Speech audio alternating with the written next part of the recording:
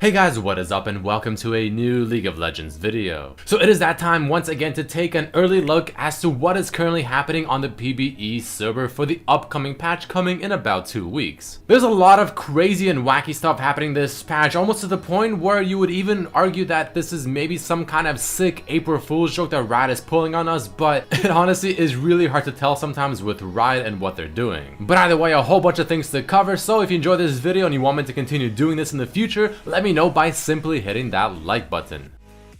Alright, so the very first thing that we're going to be talking about in this video that's probably one of the wackier changes this patch is what's happening to Jinx's W. This ability can now critically strike. Now you don't need me to tell you that this is quite the big buff. I mean, obviously it's not the easiest ability in the world to land, but once you do, especially once you're stacking that 60+ crit chance, especially very late into the game, you have the Infinity Edge and all that, this is gonna be quite damn strong. Especially if you go full lethality. I mean, there's already videos of this ability critting for about 15 or so hundred damage just from this thing alone, and the range on it is actually quite long as well. Currently, Jinx is sitting at a very awkward spot where she's not necessarily OP or even all that amazing, but she's not necessarily bad either. She's kind of in the middle. But it seems like Riot is trying to put her back to the surface to where she once was, the top of the best ADCs in the game currently, maybe along with Lucian at the moment, and this might just well do that. Although in all, I mean, there's not much else to say other than the fact that this ability now critically strikes. It'll be dealing a shit ton of damage late game, and I mean,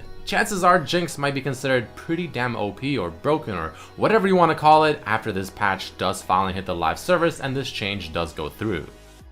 Following this, we finally have some buffs happening to KASSADIN. I mean, this guy right here is definitely a forgotten assassin. This guy is just nowhere to be seen. You'll see him probably one in every maybe 300 games or so that you play in ranked. Overall, just a guy that's been waiting and begging for a buff for ever so long, but finally his time has come. The first thing that happened to him is a bug fix to his W, where if you're kind of like halfway through your animation to actually hit your target, but they somehow escape, maybe like flashing or using some kind of blink ability, well, chances are this ability will still go through and it'll still do the damage. This actually means a lot more than you initially may think, because there's a lot of times where as KASSADIN, especially if you go Lich Bane, you could have probably got the kill or done some serious damage if your W hit them just before they use their flash or some kind of blink ability as well. But following this, there's also some actual just hard buffs to him as well. First of which is his E. The cooldown has been lowered from 6 seconds to 4 seconds. Now this isn't the biggest thing in the entire world, but this will definitely help him overall, especially once the team fights happen and people are spamming the hell out of abilities. This is going to be an AoE big damage slow. This thing is quite monstrous. It has 70% AP ratio already. It's a 180 base damage, which isn't that big, but it has a 90% slow by rank 5. Now imagine being able to use this that much faster in team fights. That could really be a huge difference. Or even if you're playing tank KASSADIN, this will also help him by a lot as well. But it doesn't stop there just yet, because his ultimate also got buffed, Rift Walk. The AP ratio has been increased from 20% to 30%. Now KASSADIN is a champion that kind of lacks a little bit of oomph at the very beginning of the game and maybe even up until mid game, but he scales surprisingly well. He's extremely mobile late into the game once he can just spam the hell out of Rift Walk, and he can assassinate squishies pretty damn easily and effectively. So all of these buffs I feel like will make KASSADIN insanely strong late game and actually help his early to mid game by a little bit as well. So definitely start expecting to see KASSADIN back into the meta. Personally, I'm not super happy about this. I don't really like playing KASSADIN myself, and I really hate facing KASSADIN as well, because he's just one of those champions where if you kind of make the wrong move against him, he will snowball and he'll just be very difficult to kill because of his ultimate. But let's move on to the next big change happening of this patch, and this one is gonna be another very wacky one. This one is gonna be towards Katarina, Death Lotus, her ultimate. The cooldown has been changed to be longer at rank 1 and slightly longer at rank 2, but rank 3 it goes all the way from 45 seconds all the way down to 15 seconds. Literally 15 fucking seconds. But get this, if you have 40% CDR on Katarina, let's say you have blue buff, let's say you have Zhonya's Abyssal Scepter, and maybe a tanky item because they have a lot of AP damage like maybe a Spirit Visage, which isn't very uncommon. Well, 40% CDR will actually make your ultimate now 9 seconds. Literally fucking 9 seconds. So pretty much by the time you're done spinning with your ultimate, maybe 2 seconds later, you can just go ahead and do it all again. You don't even have to rely on your passive anymore. You're just going to be spinning in your ultimate, waiting a couple of seconds, and then going back in and spinning once again, literally becoming spin to win. I mean, this has to be an April Fool's joke or something. There's no reason for them to lower her ultimate at rank 3 by 30 seconds and bringing it down to 15 base, 9 seconds, 40%. Even if you have 30% CDR, even if you have 20% CDR, that's still like 11 seconds. So this one, I'm not entirely sure how I feel. I mean, personally, as someone that actually does play Katarina, yeah, hell yeah, bring it on. I mean, I'm gonna abuse the hell out of this. Why not? I mean, this sounds absolutely just disgustingly busted. But for people that don't play Katarina, or all the people that are scared of Katarinas, like maybe ADC mains or something, I don't know what to say. I really don't. You just maybe start banning Katarina, I guess, non-stop, especially if this change goes through, because this is gonna be very interesting to deal with. And I'm also kind of worried that maybe tank Katarina will become popular once again, because I mean, now that she has this base damage and she can use her ultimate this often, you can honestly just go for the 40% CDR tanky build, and I mean, it's gonna be hard to deal with you. You're gonna be hard to kill. You're still gonna have a huge amount of damage coming out just because of how often you can have your ultimate up. And I don't know, I feel like tank Katarina might actually become pretty OP.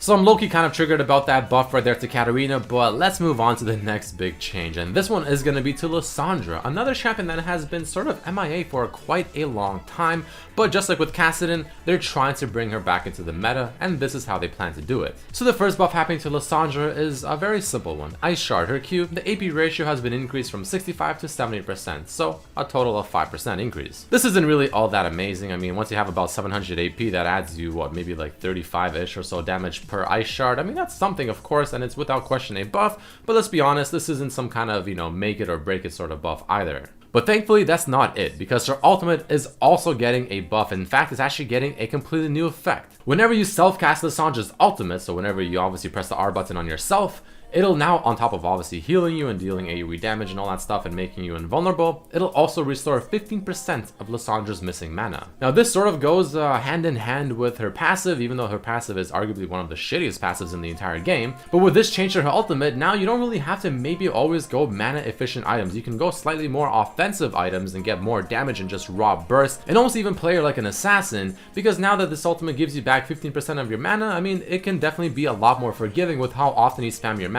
And then you finally go in, you use your full combo, you ult yourself, you deal an insane amount of damage to every single person, and your mana is slowly going back up with your HP, and you're kind of good to go once again. So this is definitely a pretty cool change, and I feel like this will make Lissandra slightly better without question, but is it as OP as something like the Jinx one, or maybe something like happening to the Katarina, or even the KASSADIN buff? Well, honestly, probably not really, but it's still pretty damn good, and this will definitely put the spotlight back into the champion. But speaking of putting spotlights back onto the champions, well, Lux is next. Now, I remember Lux had a few patches where she was literally the most broken mid laner by far without any question whatsoever. She was literally pick or ban in every single game. She fell off, she got nerfed several times, and she became kind of, you know, very mediocre at best. Well, she's also getting a pretty significant buff this patch as well. A new effect on her ultimate, Final Spark. If Final Spark kills an enemy champion, 30, 40, or 50% of its cooldown, of course, based on rank 1, 2, or 3 of your ultimates, is refunded. So if you're not aware, this is what this means for Lux. Her rank 3 ultimate has a 50-second cooldown. It's a pretty common build that you just go 40% CDR on Lux so you can spam the hell out of abilities from afar. 40% CDR with a 50-second cooldown will make it just over 30 seconds CDR. If you kill a target, that'll make your ultimate 15 seconds. And what else has a 15-second cooldown this patch? Well, Katarina. So as far as we keep going down this list, I mean, it seems like it's getting more and more troll. Except Katarina, like I said, does have the potential to make her ultimate 9 seconds, but we're just not even gonna go there anymore, or else I might just get triggered. But either way, Lux pretty much having a 15-second cooldown by rank 3 with 40% CDR as well if you proc the new effect of her ultimate. I mean, the CDR on this ability is already pretty damn low. I don't think there's actually any reason for them to even add this effect to her ultimate. She already has one of the lowest cooldown ultimates in the entire game, obviously next to Katarina now. So to me, this is actually really questionable, but I mean, I guess we'll see how it plays out. And the last thing I want to quickly touch on is actually going to be a nerf. Finally, thank the Lord, there's actually a nerf happening, and it's going to be to Talon. Talon has been quite infamous lately for just how insanely obnoxious and strong he can be, so what Riot is trying to do to him is nothing too completely major, but they're going to be nerfing his early game skew damage. So instead of doing 80 damage rank 1, it'll now do 60, which is 20 damage less, rank 2 will be 15 damage less, and it'll keep going down and down in the difference until it actually becomes the exact same thing by rank 5, both being at 160 damage. Personally, I feel like Talon is actually really damn OP at the moment, and this is going to be nowhere near enough of a nerf to stop him. This will hardly affect him. I mean, all this will do is honestly just make his level 2 first blood potential slightly lower, but not by a lot, and chances are you can still probably do it quite effectively. So if Riot's goal is to try and bring Talon down a few notches, then they have really failed me. I mean, this is definitely not the way it'll happen, and yeah, they're going to have to nerf him a little bit more to make him actually feel a bit weaker. But either way, guys, that is about it for this video. There you have it. A whole bunch of completely wacky April Fool's type changes happening to this patch on the PBE at the very moment. Gonna be interesting to see how many of these changes actually get put through to the live servers, how many of them may get reverted or even changed overall. I don't know. All I know is the fact that the Katarina changed, the Jinx change, the Lux change, and the fact that they're even finally buffing KASSADIN are all just so weird to me that it's kind of hard to believe. But either way, guys, thank you so much for watching this video. If you enjoyed it, definitely hit that like button to show your support. Let me know which of the changes you think are the most wackiest or the ones that'll have the most impact. But thank you all so much for watching, and I'll see you for the next video. Peace.